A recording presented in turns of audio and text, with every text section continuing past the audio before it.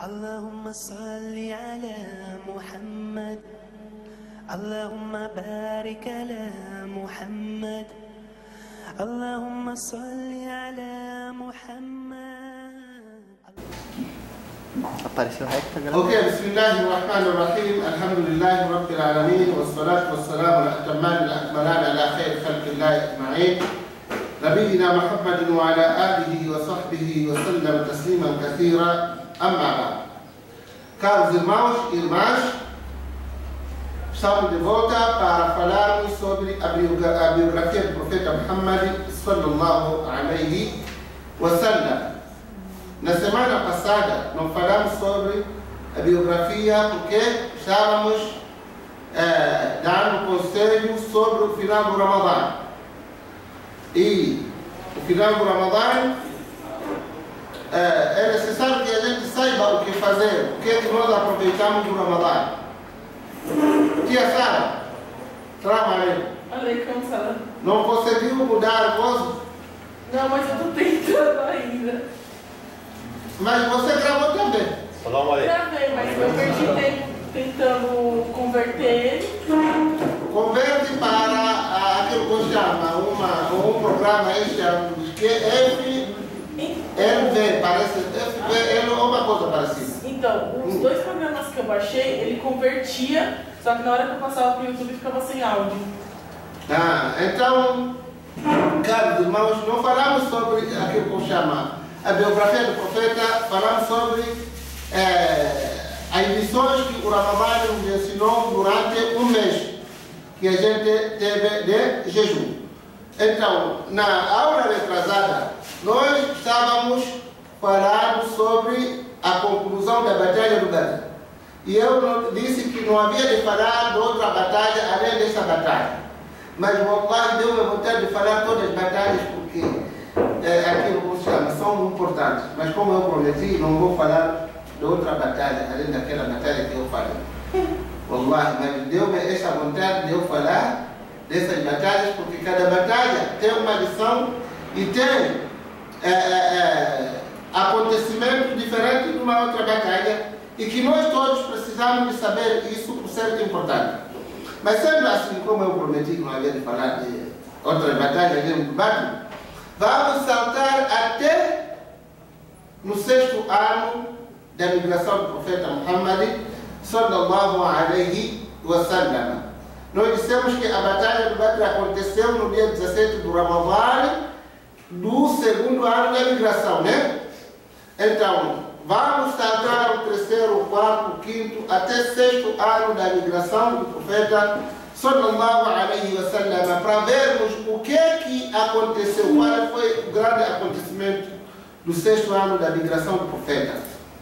Depois de muçulmanos, ou depois do profeta sallallahu alaihi wasallam conseguir fazer e construir uma nação islâmica, uma república islâmica pela primeira vez na história do Islã, na cidade de Medina, e depois de muitas batalhas que foram travadas, como por exemplo a batalha de Badr que nós falamos, depois veio a batalha de aquilo como se chama de Uhud, e veio Al-Khandaq, que é batalha das trincheiras, e depois veio Al-Ahzab, e veio acontecer acordo de Hudaybiyah, porque já tinha sido derramado muito sangue, tanto na parte muçulmana como também na parte não muçulmana, de batalhas que se travaram durante este tempo. Então, o que acontece? Neste ano, o 6º ano da migração do profeta sallallahu alaihi wasallam, o profeta teve um sonho muito bom e que este sonho deixou tanto o profeta como também seus seguidores muito empolgados e esperançados. Esperavam ver algo que vinha acontecer depois deste sonho, o que não acontecia durante 6 anos. Vocês sabem que o profeta sallallahu alaihi wasallam saiu de Meca e foi para a cidade de Medina. deixou tudo atrás, inclusive a mesquita que eles tanto gostavam de adorar Allah subhanahu wa ta'ala, que é Masjidul Haram. Então os muçulmanos foram impedidos de ir até na mesquita do profeta de Allah em Maca, a fim de fazer o quê? Adorações. E a Kaaba. Que é o Kaaba, fazer suas adorações. Então, no sexto ano, o profeta sallallahu alaihi wasallam foi ver em sonho, enquanto ele tinha entrado juntamente com seus companheiros na mesquita sagrada. E foram lá, pegaram a chave da mesquita, fizeram a umra, e alguns deles até raparam suas cabeças, outros diminuíram o cabelo, e aí o profeta sallallahu alaihi wasallam acordou. Quando acordou, ele chamou seus companheiros para falar sobre o sonho que ele teve. Então os companheiros ficaram muito satisfeitos. Por que eles ficaram muito satisfeitos? Quem sabe? Porque quando o profeta sonha, se realiza. É uma realidade, exatamente. Porque o sonho do profeta é uma parte da revelação de Allah subhanahu wa ta'ala. Não é como nossos sonhos, que a gente só sonha coisas boas, feias e nada acontece. Então o sonho do profeta é uma parte da revelação do profeta. Então eles sabiam que isso é uma revelação de Allah subhanahu wa ta'ala. E vai acontecer aquilo que ele sonhou. Então o que acontece? Quando ele uniu as pessoas e anunciou que vamos para Maca, a fim de a gente fazer o quê? Umra. Vamos fazer Umra. Então toda a gente se equipou, cada um montou seu animal e saíram até num lugar onde é chamado de Dhul Hulaifa. Dhul Hulaifa atualmente é conhecido como Abar Ali. Abar Ali quer dizer poços e fontes do Ali. É um lugar onde tem limite para aquelas pessoas que saem de Medina. Não pode entrar em Maca para quem quer fazer o Hajj ou Umrah, até passar naquele lugar, fazer intenção por Ihram, depois é que vai seguir para a cidade de Maca a fim de observar o Hajj ou Umrah. Então o profeta sallallahu alaihi wasallam também montou seu animal, seu camelo, que era chamado de Al-Qaswa. E esse Al-Qaswa era um animal, um camelo que os árabes, ou outros camelos que os árabes montavam, nunca tinham conseguido o que? Enfrentar a ele, em termos de aquilo que chama resistência, assim como então ninguém conseguia fazer a ele. Chegaram em Dhul Hulaifa, pararam naquela mesquita de Dhul Hulaifa, todos colocaram o ihram e colocaram as suas espadas, ao contrário daquela pessoa que vai no combate. Não foram como combatentes, só levaram como se fosse um instrumento necessário na viagem, para qualquer eventualidade eles puderem se defender. E aí começaram a dizer: Labbaika Allahumma labbaika, labbaika la sharika laka labbaika, inna alhamda wa ni'mata laka wal mulk la sharika laka. Esses são ditos que um peregrino ou um visitante que vai fazer uma umra em Maca repete desde a altura em que ele sai de Dhul Hulaifa até depois de ele ver o Kaaba. Então o profeta sallallahu alaihi wasallam saiu juntamente com o seu grupo. E o grupo era composto de 10.000 homens. E alguns dizem que eram 12.000. Mas seja como for, seja 10.000 ou 12.000 homens, constituíam, ou esse número equivalia a 1 milhão de homens. Por quê? Tanta fé que eles tinham. E e preparação espiritual que eles receberam da parte do profeta Muhammad sallallahu alaihi wasallam. Chegam no deserto, o profeta sallallahu alaihi wasallam sempre à frente com seu camelo indomável, que não era superado por qualquer um. Então veio um beduíno com o camelo dele, conseguiu ultrapassar o profeta sallallahu alaihi wasallam. Algo que nunca tinha acontecido na vida. O profeta sallallahu alaihi wasallam sorriu e depois disse que isso é a tradição de Allah subhanahu wa ta'ala. Tudo o que, ou toda aquela pessoa que atingiu um topo, um nível muito alto, um patamar muito alto, chega um tempo em que ele cai um pouco. Mesmo os ricos acontecem com isso, há oscilações, né? Às vezes no negócio você começa a subir, você sabe, você é comerciante, né? Sobe para você comprar apartamento, carro, mas chega um tempo só vai pagar o quê? Os funcionários, não consegue fazer absolutamente nada. Então foi isso que aconteceu com o camelo do profeta Muhammad sallallahu alaihi wasallam. E nessa altura, o profeta sallallahu alaihi wasallam mandou alguém para ir, quer saber, era espião, para ir saber qual era a situação dos Quraishitas depois de ter saído de Medina. Porque a informação passa com muita facilidade, né? Pode ser que tenha ouvido que o profeta sallallahu alaihi wasallam saiu de Medina para Meca. Então mandou alguém para ir recolher informações. Esse alguém foi e quando voltou, ele veio dar notícia que, olha, profeta sallallahu alaihi wasallam, o Ka'b ibn Lu'ay e Amr ibn Lu'ay, eles juntaram pessoas e formaram um exército muito grande e vai vos combater. E o Khalid ibn Walid, na altura, era antes dele ficar muçulmano. Também ele saiu com um grupo de combatentes a fim de esperar o profeta sallallahu alaihi wasallam no deserto. Ia esperar no deserto até que quando chegasse a hora da oração, você sabe como nós oramos muçulmanos. Também naquele momento o povo subiu, não sei o quê. Então aproveitar naquele instante e aniquilar todo mundo.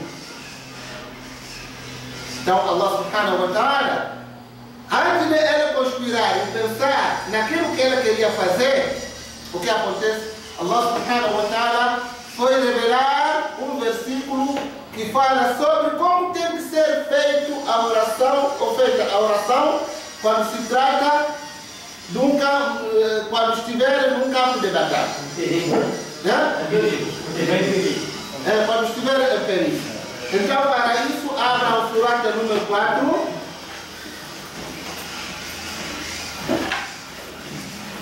O versículo número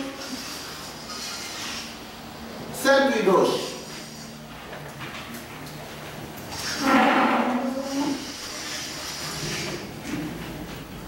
Todo mundo já viu? O surata 4, Surat Nisa, o versículo número 102. Todo mundo abriu? Quem vai ler? Pode ser? Pode. E quando estiveres Muhammad sallallahu alaihi wasallam com eles e lhes celebrares a oração, que uma facção deles ore contigo e tome suas armas. Então, ao terminar a consternação, que a outra facção esteja atrás de vós, e que esta outra facção que não orou venha e ore contigo, e que tome suas precauções e suas armas. Os que renegam a fé almejariam que desatentassem de vossas armas e de vossos pertences, então atacar-vos-iam de uma só vez.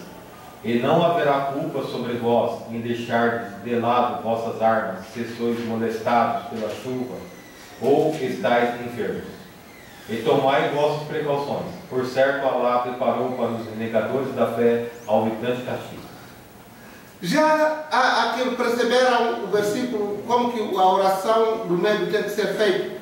quando o grupo de muçulmanos está em meio, num campo de batalha, que o inimigo pode surpreender a qualquer tempo, a qualquer altura. Como que a oração tem que ser feita? Uma parte. O profeta Sallallahu foi ordenado para que ele fizesse, primeiro, como estavam em viagem, iam fazer quantos rakat? 2 rakat. De Dhuhr, por exemplo, ou Asr, ou Isha. Então, por exemplo, iam fazer 2 rakat. E quando fosse 2 rakat, o que havia de fazer? O profeta ia ali parar à frente e fazer Allahu Akbar. Um grupo de muçulmanos vinham, eles carregados de suas armas também, e formavam fileiras atrás do profeta e rezavam com ele o primeiro rakat. Então, enquanto que o outro grupo está de olho ao inimigo. Então, depois de ele concluir o primeiro rakat, quando parasse para o segundo rakat, o profeta Sallallahu Alaihi Wasallam parava e aqueles que estavam atrás dele rezando, eles completavam sozinhos. Até quando completasse o salat, recuava e vinha aquele grupo que estava de vigia para formar já outra fileira com o profeta, e o profeta continuava fazendo a oração.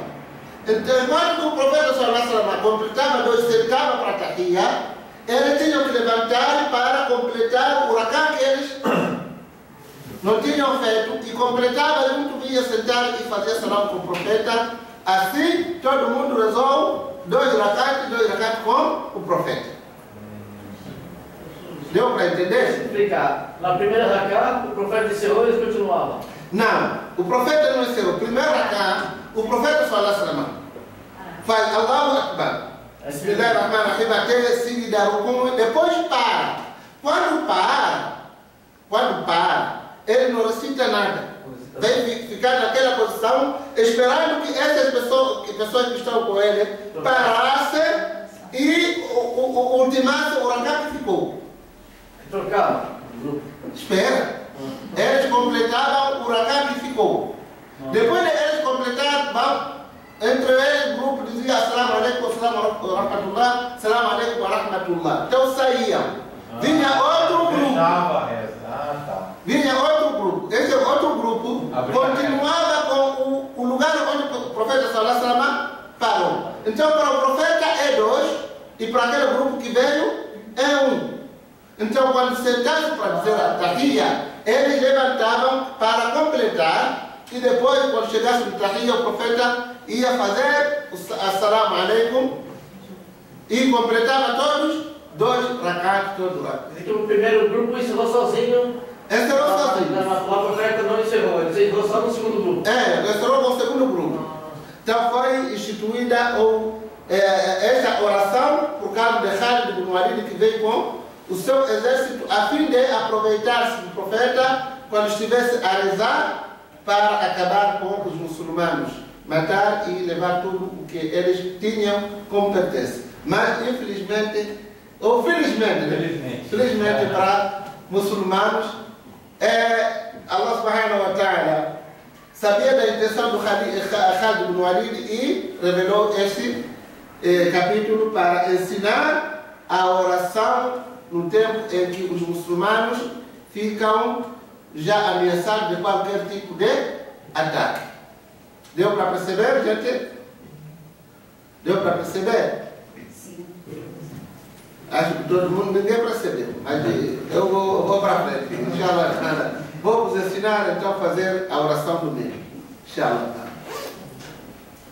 Então, o profeta Sallallahu Alaihi Wasallam, depois de fazer as orações dele, o Khalid viu que não tinha maneira como aquilo que eu chamo, como aproveitar o profeta Sallallahu Alaihi Wasallam. Então, o profeta tomou um outro rumo e deixou de seguir aquele que era o caminho comum que dava acesso à cidade de Meca. Ali o Khalid ibn Walid disse que aqui existe alguma coisa, alguma estratégia que o Muhammad está querendo fazer contra o povo de Meca, os Quraishitas. Foi quando ele voltou correndo até Meca, avisando que olha, o Muhammad está para vir invadir a cidade de Meca. Então, quando o profeta tomou outro rumo, querendo entrar em Meca, é quando chega o lugar chamado Al-Hudaybiyah. Foi ali onde o cabelo dele foi pousado. Ficou ali. E as pessoas começaram a comentar que, olha, esse camelo já está cansado. O profeta sallallahu alaihi wasallam disse, não, ele não está cansado, mas se está impedido, assim como foi impedido o elefante. Quem se lembra desse elefante? Nós falamos ali. Quem se lembra desse elefante que foi impedido? Ele ia destruir Meca. Aquele do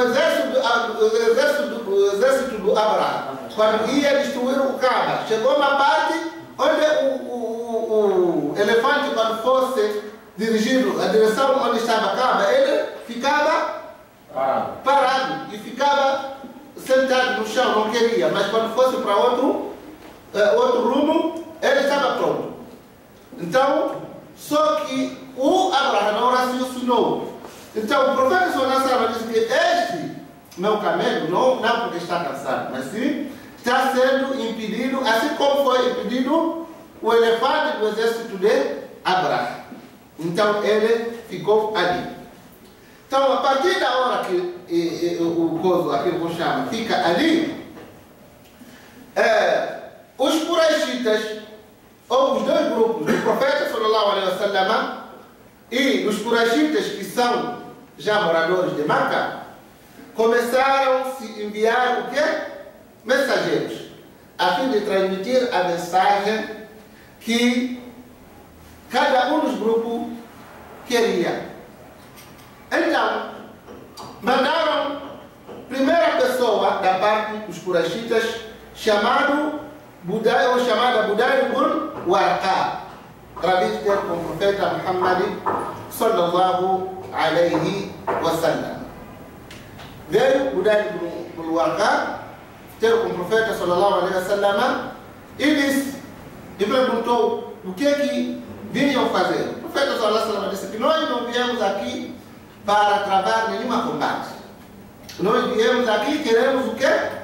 Queremos entrar em Meca, na casa sagrada de Allah, e a gente fazer o Umrah. Esse aqui é o objetivo fundamental da nossa saída de Medina. Então, e viu pessoas que estavam trajadas daquela roupa, que é al-ihram, que é um pano por baixo, outro por cima, fazendo talbiya. Labbeika Allahumma labbeika, que quer dizer, estamos prontos, estamos aqui respondendo a sua chamada, oh nosso Senhor, labbeika Allahumma labbeika, labbeika la sharika laka labbeika. Estamos aqui, oh nosso Senhor, respondendo o teu chamado, e tu não tens sócio. Inna alhamda, certamente que os louvores, o ni'mata e aquilo que eu chamo,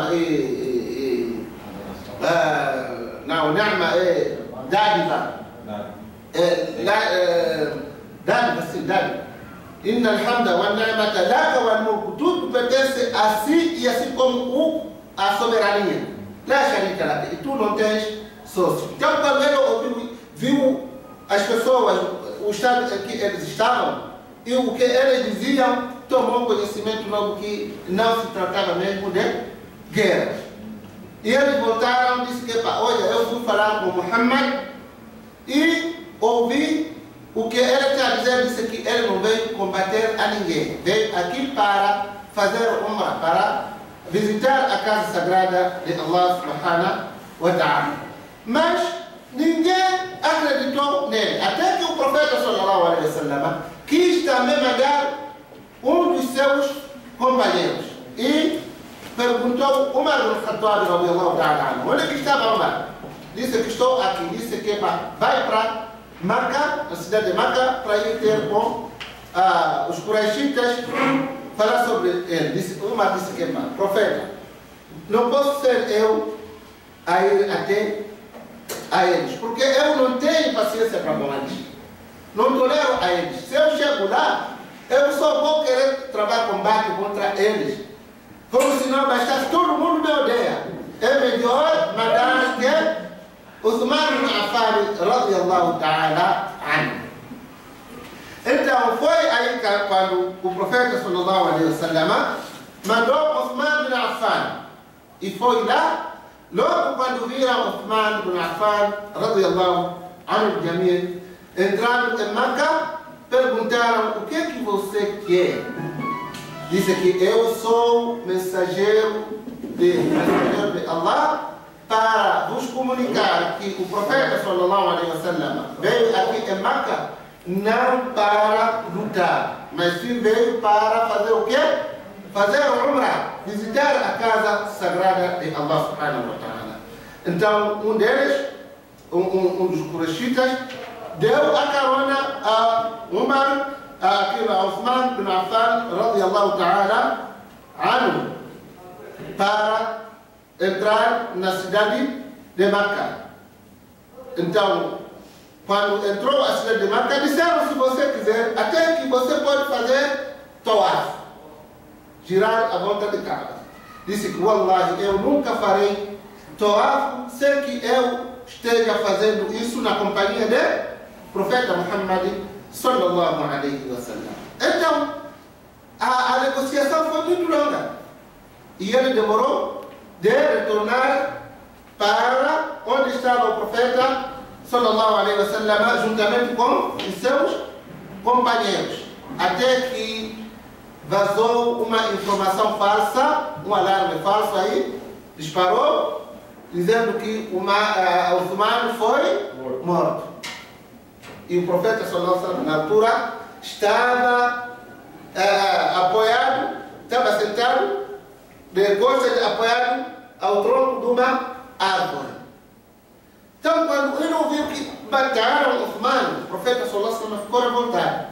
Como é possível? A gente mandou o nosso mensageiro para ir negociar com eles e eles matam o nosso mensageiro. Foi ali que, quando começa já a fazer-se aquilo que chama acordo, os companheiros do profeta sallallahu alaihi wasallam foram ali fazer acordo com o profeta, que se mataram, então nós também vamos reivindicar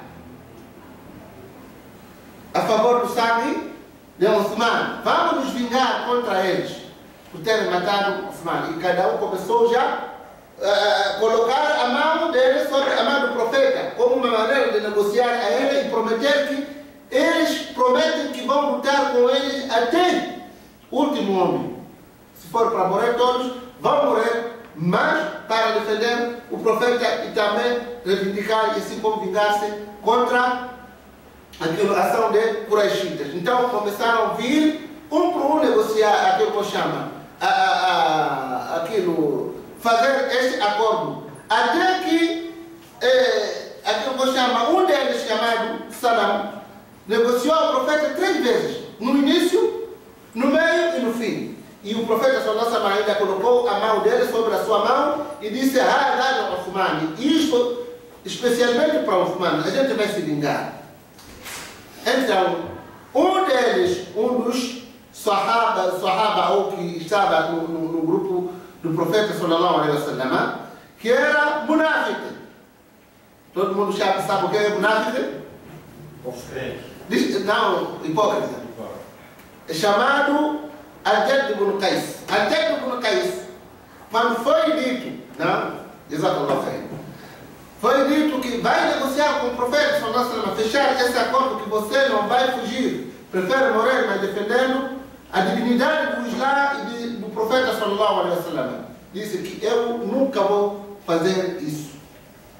Nunca vou fazer isso e vou atrás do meu animal que escapuliu, fugiu pelo deserto. Pessoas começaram a insistir: você vai lá, aproveita essa oportunidade, porque é uma oportunidade de ouro, uma oportunidade valiosa. Vem negociar com o profeta sallallahu alaihi wasallam. Ele negou e fez a cabeça assim. Por que ele fez a cabeça assim? Porque os munáficos, os hipócritas, sempre que falassem uma palavra, querendo contrariar o desejo do profeta, Allah subhanahu wa ta'ala usava ou revelava um versículo, aquilo que chama a falar a mesma palavra que ele usou. Então, daquela vez, então disse que dessa vez não vou usar palavra. usou já a cabeça dizendo não. Quais são as palavras que os hipócritas usaram e o Corão veio aqui com as mesmas palavras, não, mesma nomenclatura, mesmo vocabulário que eles usaram. Primeira palavra, eles disseram aqui إذن لي ولا تفتني. الله سبحانه وتعالى في بلاد سورة التوبة ومنهم من يقول إذن لي ولا تفتني. Outra palavra, eles disseram que لا تنفروا في الحر. الله سبحانه وتعالى usou a mesma palavra lá. على محمد اللهم بارك على محمد